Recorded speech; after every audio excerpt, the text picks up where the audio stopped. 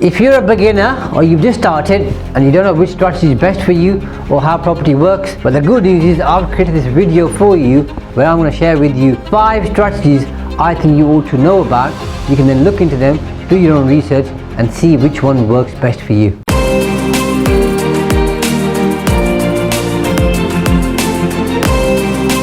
If you're thinking about getting into property, I believe right now is the best time. And I say that because there's uncertainty in the marketplace. Certain investors lack confidence because we've got a perfect mix of high inflation, interest rates going up, uncertainty. People are finding it harder to get funding because lenders are asking more questions and sometimes pulling out at the last minute. And all of that means that there's opportunity for you if you make the right choices and choose the right strategy. Now, of course, property can be a daunting business to get into because there is a certain amount of risk, there's a lot of work that's required, there's expertise that's needed, and there's big money involved. And my job really is to help you navigate through that the best that I can. And of course, you need to take action to make things happen. But most importantly, you need to have a very clear plan. Because if you don't have a plan, then pretty much wherever you look, you're going to be confused. But if you've got very clear objectives, goals, and you have a clear vision of what you're looking to achieve, you'll be more likely to achieve what you want. And I'm here to help you do that. So let's explore some of those strategies so we can see which one works best for you. Before we look at strategies, it's important to note there are certain factors which are important. These are your goals, your objectives, your risk tolerance, your budget, your access to funding, the amount of time you have, the expertise that you have, any joint venture partners, your power team. So there's a whole mix of things that you need to work on, and don't worry about having all these in place at the start because nobody does. But as you get experienced and you work on your property business, you'll have to have these contacts. So it's good to have 1 or 2 people who are in the world of property who can either mentor you or support you. You can join a coaching program and they'll help you work your plan, or at least help you to gain some clarity. And remember, one size does not fit all. So what works for me might not work for you because it's not right for you. My objectives are going to be different to yours. You might be looking for cash flow. I might be looking for hands-off investments. You might be looking for something where you've got more time. I might be looking for something which requires less time. So you need to figure out what works best for you in your circumstances and then work towards that, because I can assure you that property is the best way to gain financial freedom. So let's look at those strategies and give you a bit more insight. By far the most popular strategy which most people know about is buy to let. And how this really works, quite simply, is you see a property, you obtain funding on it or you pay cash for it, and then you rent it out. If you've got the time, you'll manage the tenants yourself.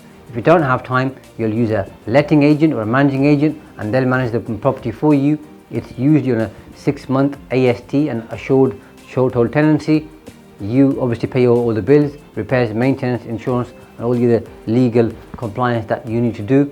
And at the end of the month, hopefully you should have some positive cash flow. And at the end of the year, there may be some capital appreciation. Now, what's really important is I don't think you should focus on capital appreciation.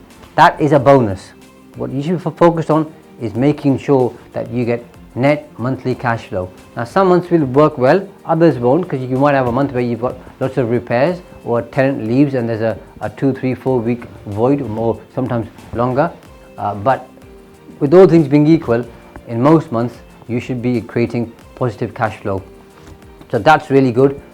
The downside, I guess, is it's a slow strategy. It takes time to build up good cash flow. You need quite a few properties. You need at least a 25% deposit or access to finance from a JV partner, family, friends, or a business colleague who can support you with that. It's a slow burn, but it's the least risky and the most well-known property strategy out there. The second most common one is called flipping. This is where you buy a property, let's say a house, it needs some work doing to it. Generally speaking, you'll buy it below market value because it needs work doing to it. You then carry out the works and then you put the property in the market and you sell it for a profit. This is more hands-on, there's more risk because you need to fix the property, you need to understand what's wrong with it in the first place. Then obviously you need a contractor or a builder. That's going to take time, require more cash, but with all things being equal, you could make anywhere from 20 to 50,000 pounds quite comfortably on each deal. Obviously this depends on the marketplace. If you buy when the market's doing well, by the time you fix it up, let's say it takes you 6 months, the whole thing could come down in terms of the housing market, so your margin will be tight. The other option you have is you don't have to sell it. Once you've fixed it up, you can rent it out, and 6 months later refinance it, try and pull all your money out, and then turn it into a standard buy-to-let. But flipping works well if you're looking for nice chunks of money quickly. Then flipping is going to help you do that with the least amount of risk. The next strategy is commercial to residential conversions, and if you've been on my channel before, you'll know this is the one that I adopt the most. I like this strategy, and the reason I like it is you can scale up very quickly. So you can go from, let's say, 0 properties all the way up to 10, 20, 30, 40, 50 in a matter of 3 to 5 years. So it works incredibly well. It's a really good strategy. How it works is very simple. You find a commercial property, and then if it's got permitted development or prior approval, then you don't need planning on it. You just notify the local authority. If it doesn't, then you need to go through the planning process. That can take you 9 to 12 months, sometimes longer, depending on the workload of the local authority, how efficient they are, but also on how complex your planning application is. But you need to bear in mind, if you're buying a property which isn't subject to planning, and once you bought it, if you don't get the planning, you have a problem. Your backup, of course, is that you can rent it as a commercial property, but if you've had it empty for 9 to 12 months or longer, then obviously you've lost that cash flow and opportunity cost. But that's just life, it swings and roundabouts. That's what happens. But once you've got the planning, if you need to get planning, you can then obviously convert the properties into residential, fix them up, and then you have 2 options. You can either sell them or you can refinance and rent them out. It's a lovely strategy, it works incredibly well, isn't onerous, and once you get used to it, it's one that helps you create a fantastic amount of property, and also helps you to create a wonderful property business. The next one's for you if you're either starting out or you haven't got much cash. It's called rent to rent. Quite simply, you rent a property from a landlord, and then you take all responsibility for it. Generally speaking, you'll offer them a fixed rent. Sometimes I've seen JVs where you do a profit share with a landlord, and then you rent that property out, usually as an HMO, and then make a markup on the rent that you're paying the landlord. It works really well. You don't need much cash flow. It's time intensive, but I have seen people scale up very quickly to 50, 100, 200 plus properties very well. You need a lean team, but what you need more than cash, you need the time and the expertise. So rent to rent works really well. It's a good strategy if you're new to property, because the barriers to entry aren't very high and not much cash is needed. And the final one for today is an HMO, a house in multiple occupation. This is basically where you rent the property to more than one party.